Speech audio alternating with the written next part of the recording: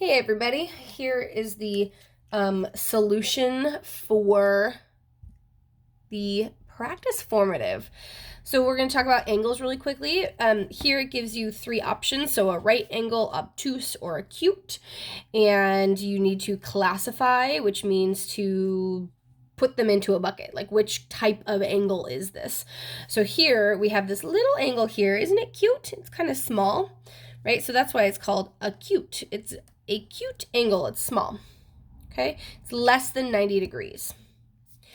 Now, the degree estimate, there's lots of possible answers for this one. What we know is that if the angle was 90 degrees, this ray here, this line here, would go straight up.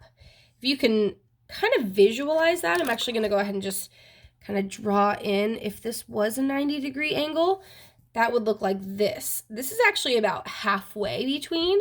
So a good estimate for this would be around 45 degrees. So if you said 40, 45, 50, those are the best estimates. But as long as it's less than 90 and probably more than 20. So anywhere in between there would be a good guess. I'm going to put 45 degrees because I think that that is a close estimate. This next one, this is a big angle. It's obtuse. So when we say obtuse, that means that the angle is greater than 90, so it goes past that 90-degree mark, but less than a straight line. Okay, so for the estimate on this one, I'll do that 90-degree kind of marker again. If this were 90 degrees, okay, it would go from here to here, so it's a little bit more. If it were to go to 180 degrees, it'd be here. So 90, this looks like a little bit more than that. So let's say I add on 10, maybe 20 degrees. So it's going to be a little bit more than 90. So around 100, 110 is probably your best guess. Since we're just estimating, we want something around there. So something more than 90, but not so close to 180 is going to be your best guess. So I'm going to go ahead and go with 110 degrees because I think that's pretty darn close. Okay. This last one has this little box in the corner. This here indicates that this is a 90-degree angle, which is a right angle. We call a right angle an angle that's got 90 degrees. It makes a sharp corner. So here you're not actually estimating. We actually know that it's 90 degrees. Okay. All right, these next ones are where we're going to solve for a missing angle. So if you notice, these two angles here together, we've got this first angle that's actually labeled X. And then we have it joined together, which is an adjacent angle of 40 degrees. What happens when we add these two together is we get that nice 90-degree angle. So what that means is that X plus 40 equals 90 degrees. We want to know, what's that missing value here? Well, some of you might be able to think in your head, well, I know 50 plus 40 equals 90, but maybe we've got something that's a little more complicated. So we can actually just subtract. So then I can calculate 90 minus 40 actually equals 50. So here, that goes away, and I get X equals, sorry, I didn't leave enough room for myself. So your X equals 50 degrees. So in Coformative, you can actually just write 50. You don't need symbols, you don't need words, just the number for the degree. Okay? Let's do the same thing for this one. Here, if you notice, these two angles, when they're combined together, this X here, which is a nice obtuse angle, and added to 15 degrees, what it actually makes is a straight line, or a half circle. If you were to actually draw a line from one edge all the way over, it would make a nice half circle, which we know is 180 degrees. So if I add these two angles together, X plus 15, they should add up to 180. Okay, now I can go ahead and subtract 15 to find the leftover. Now I noticed some computational errors here. You can always use a calculator to check, but we can remember if I took 180 and subtracted 10, I would get 170. If I took 5 more away, I would get 165. So this is actually 165 degrees. 165. Okay. All right, next part. Let's go ahead and talk about this composite shape. So something that I pointed out in the Coformative was that this is actually supposed to be the 5 centimeters, this length here. I know it's a little hard to see, but it's the way the computer formatted it. So there's a couple ways we can find the area of this. You might think, oh, well, this was one big rectangle with a little section cut out. And I actually really, really love that idea.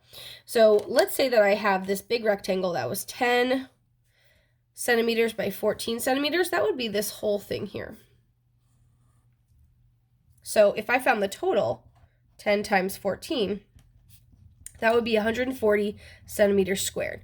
But notice I'm missing this little rectangle here. This is 6 and this is 5. So this inside part is actually 30 centimeters squared. But that part actually doesn't exist in our original shape. So I would subtract that to get the final answer. 140 minus 30, that gives us 110 centimeters squared. Now, it's not always the easiest to subtract the missing part. Sometimes it's easier to actually break the shape into rectangles. So what I'm going to do is I'm going to go ahead and split the inside part into 2 rectangles. Now, we're going to ignore this missing piece. Now we're just looking at this top blue rectangle, and let's separate out this kind of purple rectangle. So now I'm just looking at the original shape. So we've already solved the answer. We already know this inside part is 110 centimeters squared, but I'm going to show you another way of doing that. Now we've split this into the blue rectangle and the purple rectangle. What I'm going to do is I'm going to find the area of each of those. Notice that this right here is 6 centimeters. That means this must also be 6 centimeters. Okay, that's how that rectangle works. The opposite sides are the same length. Since this whole length was 10, this top part is 6, the leftover part must be 4, because 4 plus 6 gives us 10. So this rectangle has a height of 4 and a length of 14 because it goes all the way across. So the purple rectangle has an area of 14 times 4, which gives us, well, 4 times 10 is 40, plus 4 times 4 is 16, so that's 56 centimeters squared. Okay? So just this purple rectangle has 56 square centimeters in here. Now let's go ahead and do the blue one. The blue rectangle we know has a height of 6, but it goes short, right? This length is not 14. We know this length is 14, and we know that this length is 5. So here, this length is 5 centimeters. So we have to figure out what would be the leftover length. If this plus this is 14, and this is 5, what would this leftover length have to be? That's right, it's 9 centimeters. Oops, I keep doing meters. Oopsies. 9 centimeters. Let's double check. 9 plus 5, that gives us 14. So that would make sense if it went all the way across. So the blue rectangle is a 6 by 9 rectangle. So let's do 6 times 9. That gives us 54 centimeters squared. So if you had 9 centimeters going across this way and 6 going this way, if you counted up all the little squares that would fill it, you would have 54 total. Now, let's go ahead and add them up to find the inside, and let's check that it equals our original amount. So now we have 56 plus 54. 6 plus 4, that gives us 10. And we have 10 plus 1 more is 11. And look, we got 110 centimeters squared. So our answers are the same either way we do it. This way we broke the shape into smaller rectangles and add them up. Here we found the rectangle that would be all the way around and then subtracted the missing part. So we get that our answers are the same. Okay. Now this last one, a lot of people did really, really well on this one. What you're missing is your explanation. So make sure you explain how you got your answer and be thorough, okay? So you have an area of 60 square centimeters. It's a rectangle. So you could just draw your rectangle. The area tells us the inside, 60 centimeters squared. We know that the length is 10 centimeters. Don't forget our Strategies of word problems, underlining, highlighting, writing things down, keeping track of our thought process here. Okay, so 10 centimeters is the length. So let's call this 10. The question is, what's the width? So we don't know this length here. Many of you guys were quick to say, well, 10 times 6 gives us 60, so I know the width must be 6 centimeters. Don't forget to explain your answer. But what if you don't know right away? What if you had some crazy numbers that you couldn't figure out? Well, let's use some algebra. We know that the length times the width is equal to the area. So what I can do is I can use division to figure out that width.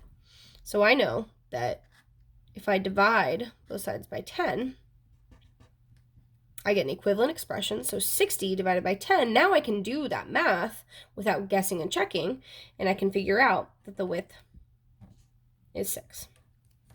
Okay, so I'm going to go ahead and post the actual quiz, the real quiz, on Go Formative this coming week, and you guys will have until mid next week to finish. Okay.